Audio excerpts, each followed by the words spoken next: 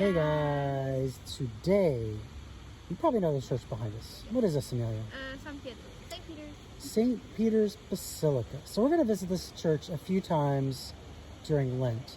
So today we just wanted to tell you why it is where it is. So we've heard of the Vatican, but maybe you didn't know that the Vatican was a hill. It was Vatican Hill.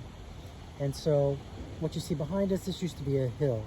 And right over there, there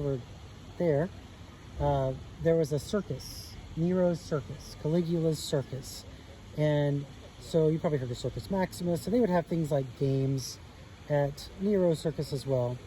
But for halftime, like when they needed some entertainment, yeah, they would. What'd they do though? They'd kill some Christians. Yeah, they would kill Christians. All in good fun. So Peter was one of those Christians they killed. How do they do it? Well? They crucified him upside down. Crucified upside down. We talk about crucifixion a lot, and of course that's horrible. But imagine what like upside down crucifixion would be. That would be just terrible. So after he died, his friends wanted to give him a burial. So they took him off the cross.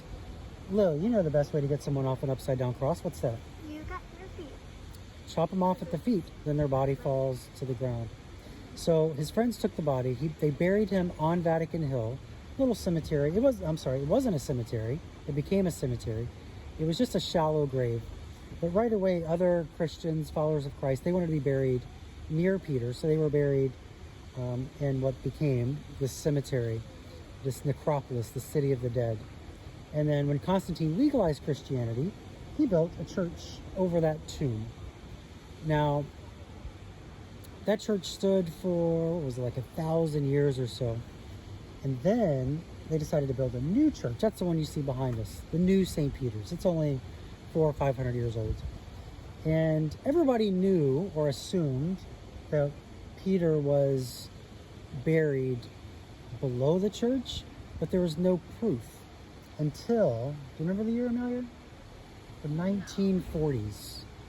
So the 1940s, they were doing some excavating below the church, and they came across like a big empty space, and there was graffiti written, and it said like so-and-so buried near Peter. And they're like, interesting, curious. So do you remember who was in power in the 40s? No. In Germany? Oh, it was like during World War II. Yeah. What's that guy's name? Who? Hitler. Oh. What's Hitler's name? I thought you were talking about Italy. I'm sorry. I guess that's understandable. Hitler.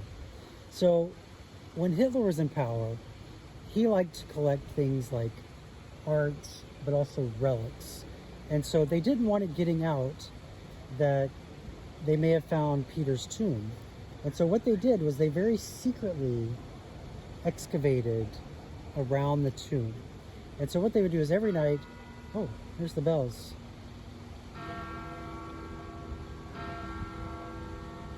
One of the most boring bells of the day, the 2:15 bell.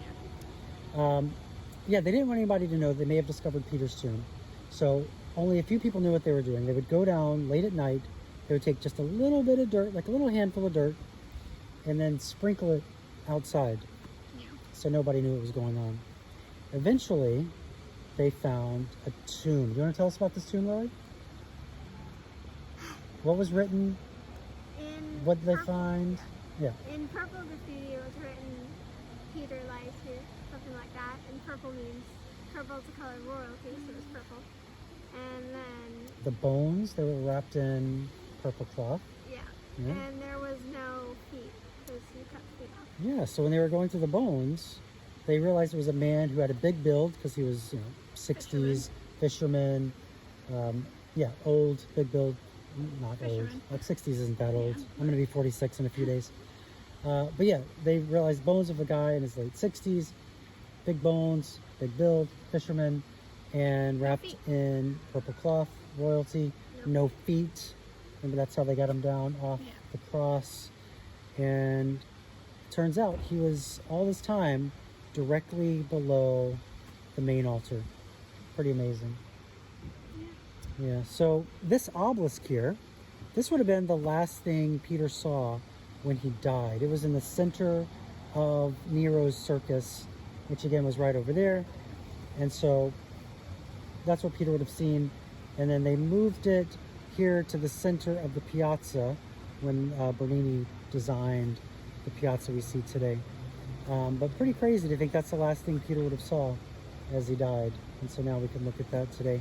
And we're going to talk about this more on Palm Sunday. We're going to bring you back here because this obelisk plays a role in the papal mass for Palm Sunday. And it's a really cool story. Anything else we should say out here, girls? No? We're good?